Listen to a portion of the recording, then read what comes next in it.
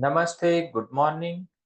आज हम अपने गुरु डॉक्टर सैमुअल हनीमान सर, अपने टीचर्स, अपने मास्टर्स और अपने माता-पिता के आशीर्वाद के साथ आज की जर्नी को आरंभ करते हैं।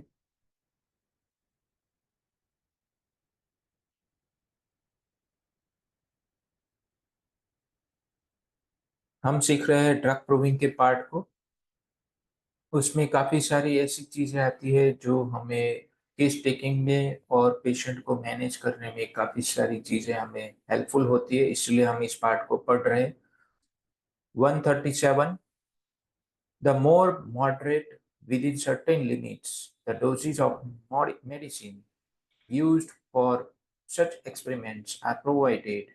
We endeavor to facilitate observation by the selection of a person who is a lover of truth, temperate in all respects, of delicate feelings, and who can direct the most minute attention to his sensation. So much the more distinctly are the primary effects developed.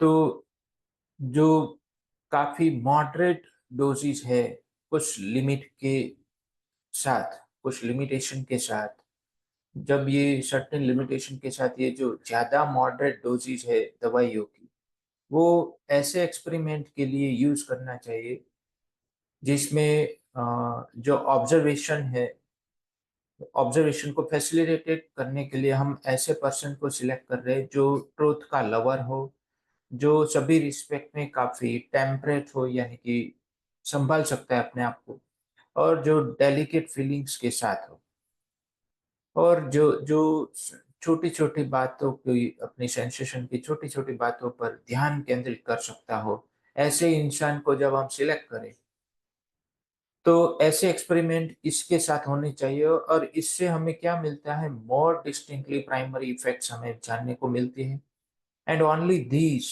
Which are most worth knowing और सिर्फ ये जिसको जानना काफ़ी worthful है, जो काफ़ी महत्व की चीज़ है, प्राइमरी इफेक्ट्स को जानना।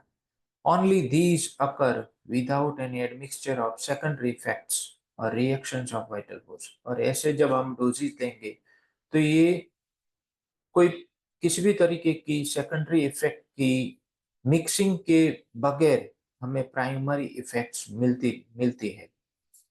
When, however, excessively large doses are used, there occur at the same time not only a number of secondary effects among symptoms, but the primary effects develop, and only these, which are most worth knowing, occur without any admixture of secondary effects or reactions of sorry ये dual दोबारा बार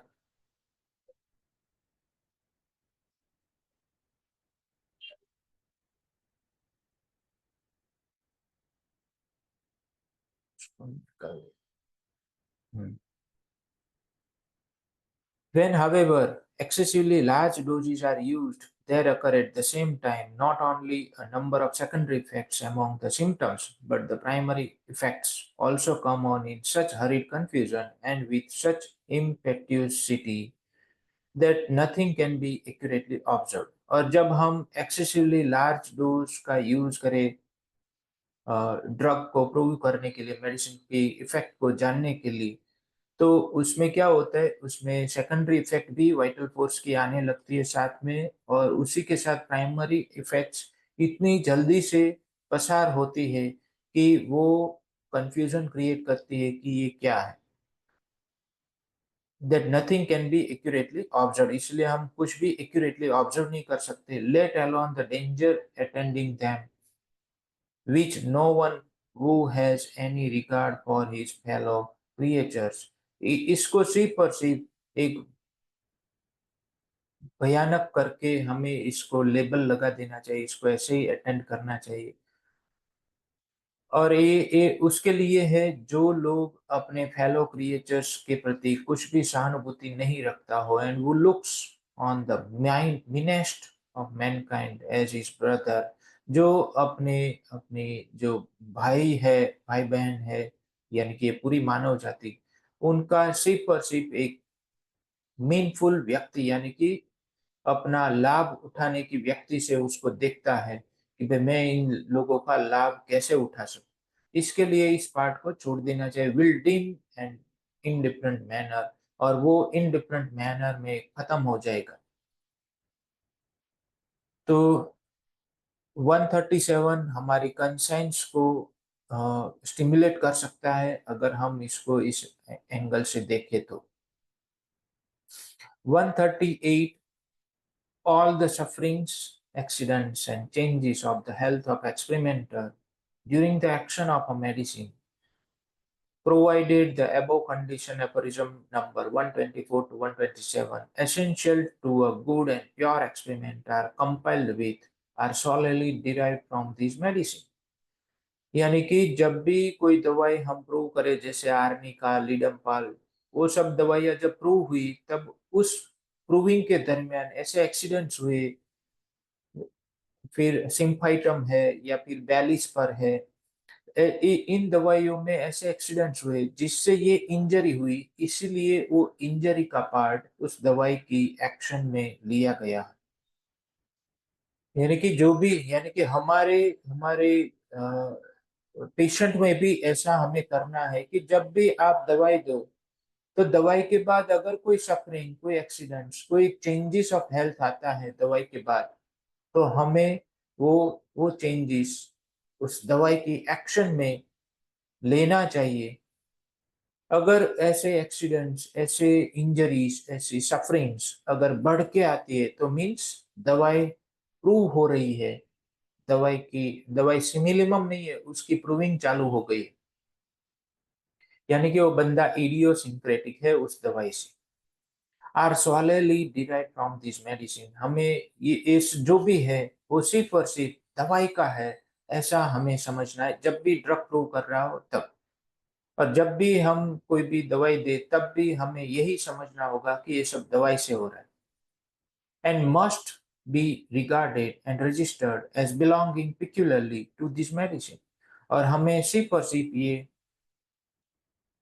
दवाई का ही है, हमें ये regard करना है। यानी कि जब भी उसी तरीके से पेशेंट में भी होता है कि पेशेंट में जब उसकी लाइफ टाइम में कोई भी ऐसी सफरिंग, एक्सीडेंट्स या हेल्थ में कोई चेंजेस नजर आता है, तो हमें वो पेशेंट का है ये समझना है, ना कि कोई आउटसाइड से कुछ हुआ। जब तक उसकी अंदर की वाइटल प्रिंसिपल उसको परमिशन नहीं देता तब तक ये से चेंजेस हमारी बॉडी में, हमारी लाइफ में आते नहीं है, क्योंकि यही तो लाइफ फोर्स है, यही तो चलाती है हमें। हमारी बॉडी को कौन चलाता है? लाइफ फोर्स चलाता है, लाइफ प्रिंसिपल। जब तक वो डिरेंज नहीं होगा तब तक कुछ नहीं हो सकता हमें, ना ही एक्सीडेंट्स हो सकते, ना ही इंजरीज हो सकते, ना ही कोई सफरिंग हो सकती। तो ये हमारी अंदर की वाइटल फोर्स की चूजिंग है कि उसने क्या चॉइस किया। एक्सीडेंट करने के लिए चॉइस किया तो एक्सीडेंट होगा। एक्सीडेंट क्यों होगा? तो एक्सीडेंट होगा अ, कि मेरे गुरु डॉक्टर दीदार सिंह सर ने हमें समझाया कि accident are always out of guilt. ये लुइस हे से उन्होंने सीखा। जॉमन रोमेरो की एक बुक है नोइंग योरसेल्फ, उसमें भी ये दिया गया है, एक्सीडेंट मीन्स गिल्ट। यानी कि जब भी हमें अपने आप को सजा देनी होती है तो फिर हम एक्सीडेंट करते हैं अपने आप। तो जब भी ऐसे एक्सीडेंटल इंजरी कोई होती है तो उसके पीछे गिल्ट होता है, चाहे एक्सीडेंटल बर्न्स भी हो जाए तो भी वो गिल्ट है। तो हमें वो चीज ढूंढनी होगी, तब जाके हम ऐसे केसेस को सॉल्व कर पाएंगे और रैपिडली परमानेंटली सॉल्व कर पाएंगे। Even though the experimenter had observed a considerable time previously the spontaneous occurrence of similar phenomena in himself, भले ही ऐसी ही एक्सीडेंट उसको कुछ टाइम पहले हुई थी, दवाई को लेने से पहले और दवाई लेने के बाद फिर से हुई, तो भी हमें उस एक्सपेरिमेंट को, वो जो उसके साथ सफरिंग हुई, जो भी हादसा हुआ, उसको हमें दवाई की ताकत में जोड़ देना है, क्योंकि उसके अंदर इस पार्ट को स्टिमुलेट दवाई ने किया है। The reappearance of these during the trial of medicine only shows that this individual is, by virtue of his peculiar constitution, particularly disposed to have such symptoms excited in him. ये जो रीअपीयरेंस होता है individual में, वो ये दिखाता है कि ये मेडिसिन ने एक्साइट किया है, उसकी वर्च्यू की वजह से हुआ है। In these case they are the effect of medicine, ऐसे केस में ये दवाई की इफेक्ट है। The symptoms do not arise spontaneously while the medicine that has been taken in exercising an influence over the health of the whole system but are produced by the medicine. ये कोई अपने आप उत्पन्न होने वाले symptom नहीं है। ये दवाई जब एक्सपेरिमेंट कर रहे थे, एक्सरसाइज कर रही थी दवाई, तब ये दवाई से प्रोड्यूस हुए सिम्टम्स है, हमें ऐसे लेना है। 139, when the physician does not take the trial of the medicine on himself but gives it to another person, जब कोई फिजिशियन अपने ऊपर दवाई की ट्रायल नहीं करता है और दूसरे लोगों को दवाई दे रहा है, the latter must note down distinctly the sensation, suffering, accidents and changes of health he experiences at the time of their occurrence। जब भी कोई हादसा होता है, कोई एक्सीडेंट्स होता है, कोई हेल्थ में चेंजेस आते हैं, कोई सफरिंग आती है, कोई सेंसेशन अलग से आता है, तो उसको जो दूसरा पर्सन है उसको हमें इंस्ट्रक्शंस देनी है कि वो अपने जो भी एक्सपीरियंसेस है उसको डेली नोट डाउन करे, डिस्टिंक्टली नोट डाउन करे और उस टाइम के साथ जिस टाइम पे वो हुआ था, mentioning the time after injection of the drug when each symptom arouse. दवाई लेने के बाद कौन से टाइम पे कौन से सिम्टम उत्पन्न होते हैं, ये नोट डाउन करना है। And if it last long, और ये लंबे टाइम तक चलता है, तो the period of its duration, कितनी ड्यूरेशन तक ये सिम्टम रहा वो भी लिखना है। The physician looks over the report in the presence of the experimenter immediately after the experiment is concluded।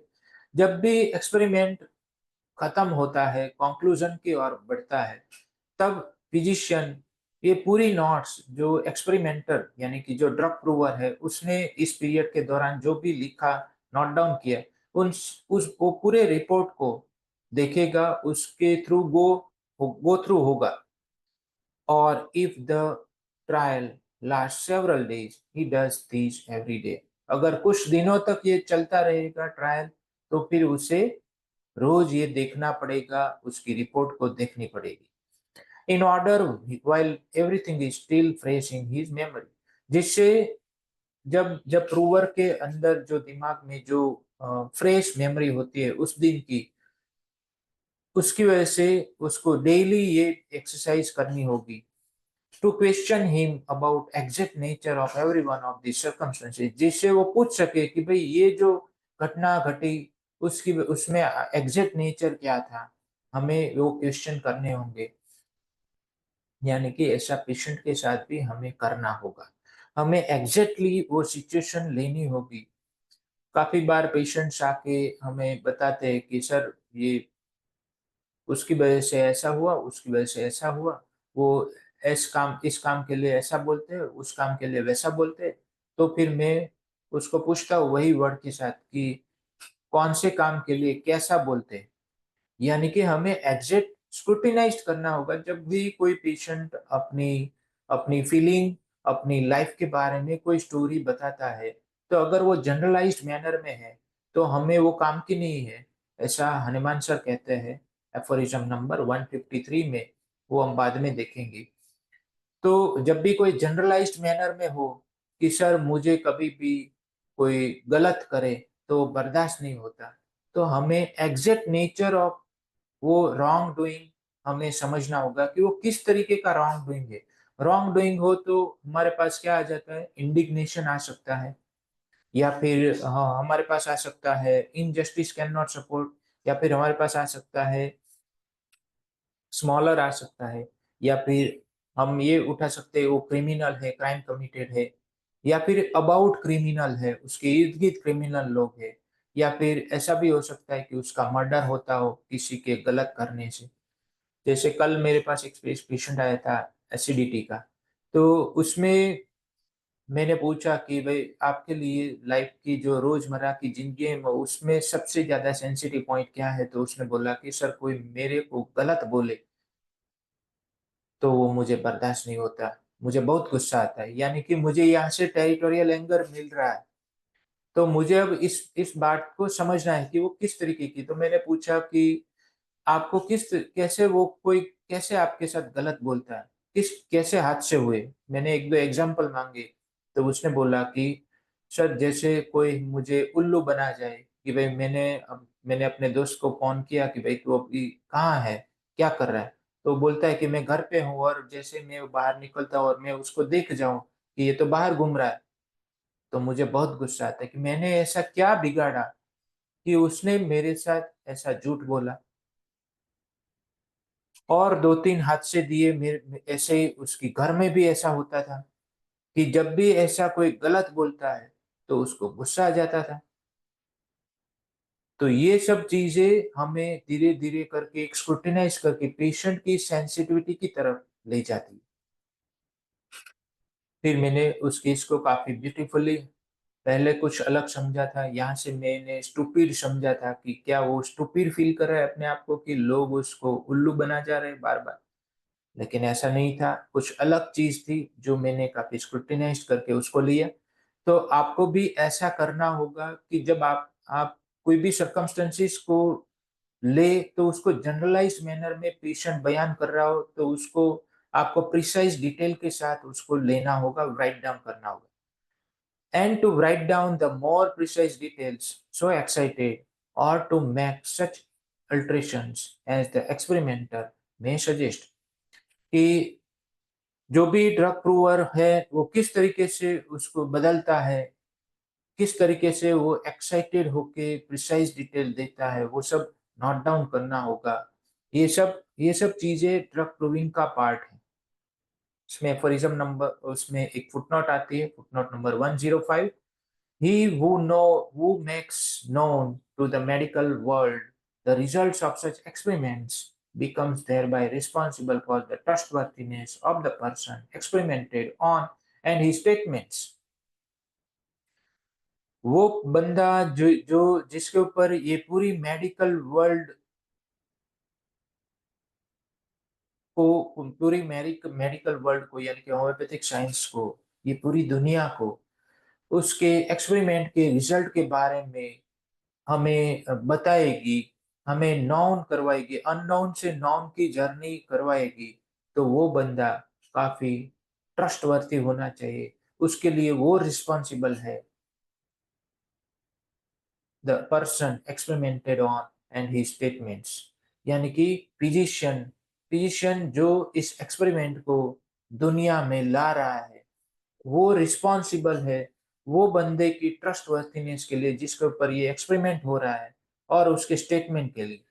Justly so as the will of suffering humanity is here at stake. ये उतनी ही important बात है, क्योंकि यहाँ पर जो suffering humanity है उसका भविष्य खतरे में है। अगर कोई गलत चीज आ गई तो यहाँ पर खतरे में पड़ सकता है। वो यहाँ पर उसकी बात चल रही है, पूरी मानवता की सफरिंग की बात चल रही है, तो फिर हमें हमें इसमें कभी भी 1% भी चांस नहीं लेना चाहिए।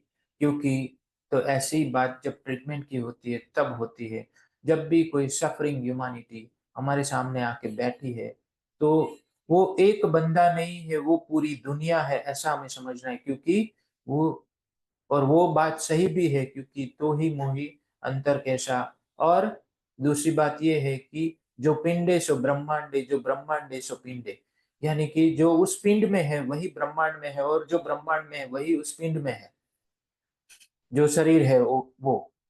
तो जो बैठा है, जो सफरिंग ह्यूमैनिटी हमारे सामने बैठा है, अगर हम उसको सही तरीके से नहीं देखेंगे तो उसकी असर पूरी दुनिया पर हो रही है। हमारा भाव, हमारा इंटेंशन अगर उसको क्योर करना नहीं है, भले ही हम एक बार में फेल हो जाए, 2 बार में, लेकिन तीसरी बार में हम आखिरकार उसको क्योर कर पाएँगे, उसकी राइट सिमिलिमम तक पहुँच ही सकेंगे, क्योंकि हमारा इंटेंशन प्योर होना चाहिए। इंटेंशन की बात है ये सब कुछ। जैसे इंटेंशन सही था तो अ, राजा भगीरथ गंगा को इस धरती पर ला सके। तो उसका इंटेंशन प्योर था कि उसको अपने अपने पूर्वजों की मुक्ति करानी थी और उसके साथ-साथ पूरी दुनिया के सभी पितरों को मुक्त करना था। तो ये इंटेंशन है कि इंटेंशन आपको सही काम के लिए चॉइस करती है और उसी को आगे बढ़ाने के लिए आपका जन्म हुआ है। तो हम सबका जन्म इस सही काम के लिए है, सफरिंग ह्यूमैनिटी को बाहर निकालने के लिए, उसके भविष्य को और उज्जवल बनाने के लिए। आज हम ये एक आखिरी एफोरिज्म ले लेते हैं, aphorism number 140। If the person can not write, the physician must be informed by him every day of what has occurred to him.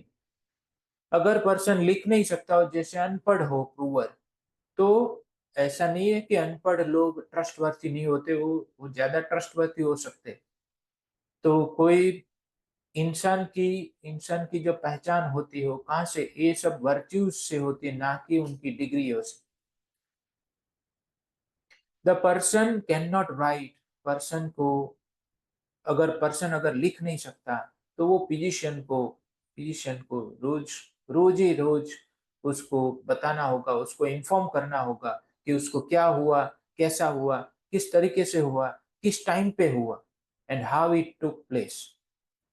What is noted down as authentic information on this point, however, must be chiefly voluntary narration of the person। हमें जो भी authentic information की तरह एक लिखना है, वो पूरा का पूरा voluntary narration होना चाहिए पर्सन का, वो makes the experiment, जिसके ऊपर ड्रग प्रूव हो रही है, उसकी अपनी इच्छा से जो कहा जाए, वही हमें ऑथेंटिक इंफॉर्मेशन में लेना है।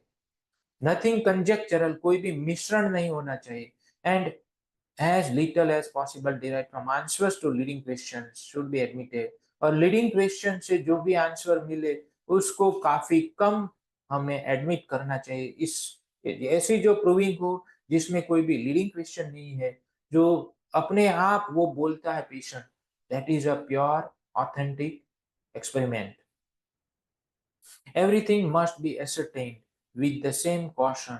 सब कुछ उसी कॉशन के साथ हमें करना है। As I have counselled above, यानी कि जो केस टेकिंग के पार्ट में जो हमें समझाया एफोरिज्म नंबर 84 से 99 तक, वही उतनी ही कॉशन के साथ इन सब चीजों को करना है।